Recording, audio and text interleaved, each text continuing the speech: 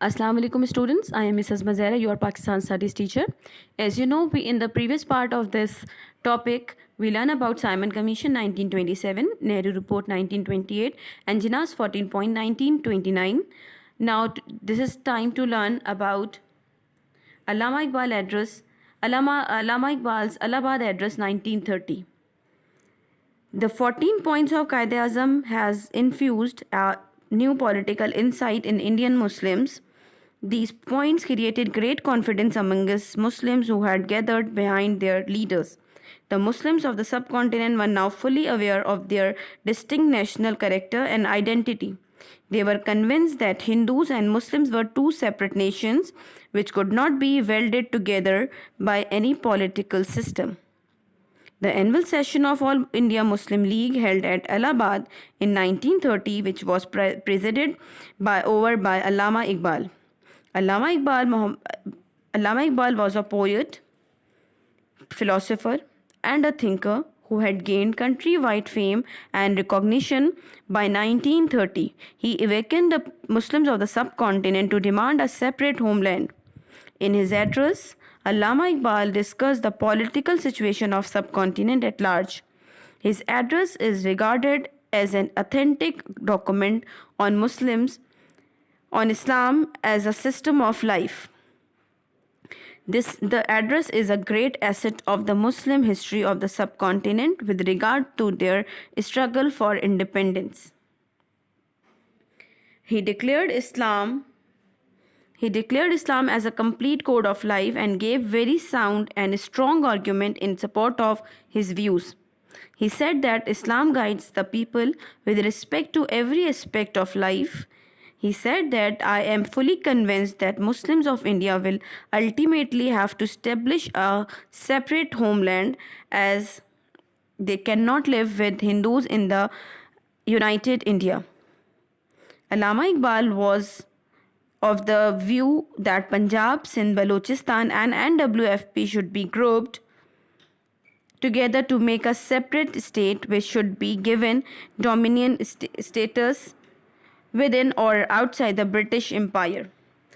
Allama Iqbal proposed that Punjab, Northwest Frontier Province, Balochistan and Sindh should be converted into one state. He expressed that the northwestern part of the country should be established to unite as a self-governed unit within or without the British Empire. Allama Iqbal's presidential address further clarified the two-nation theory and demanded a separate homeland for Muslims. It was the first occasion when a demand for a separate homeland was made from the Muslim League platform. The Lahore Resolution passed in 1940 was in fact based on this historical address of Allama Iqbal. Salt March. Salt March is also an important event in the history of the subcontinent. It was a civil disobedience march.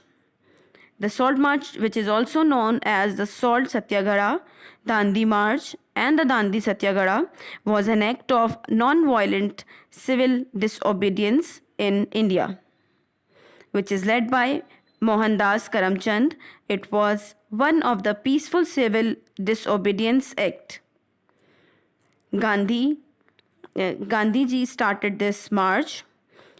It was lasted from March 12, 1930 till April 6, 1930.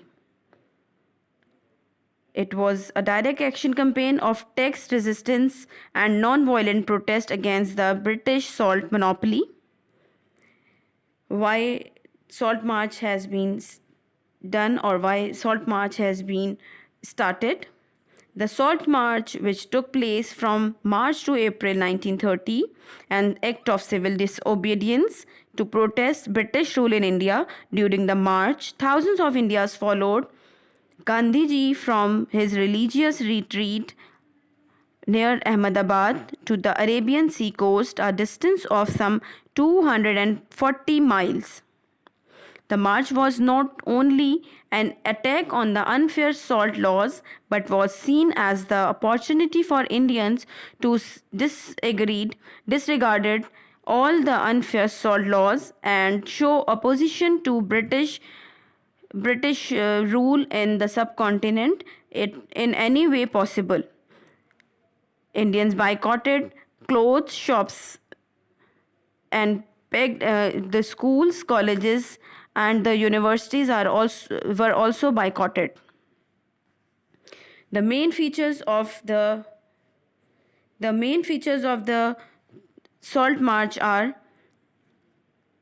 Gandhi found salt a powerful symbol that could unite the Indian nation. Gandhi presented the British government with many demands. The most staring among them was the demand to abolish the salt tax. Now, task to do. There are two questions to do. Number one, why was Allama Iqbal's idea so important in 1930? Number two, how did the idea of a separate Muslim state develop during 1930?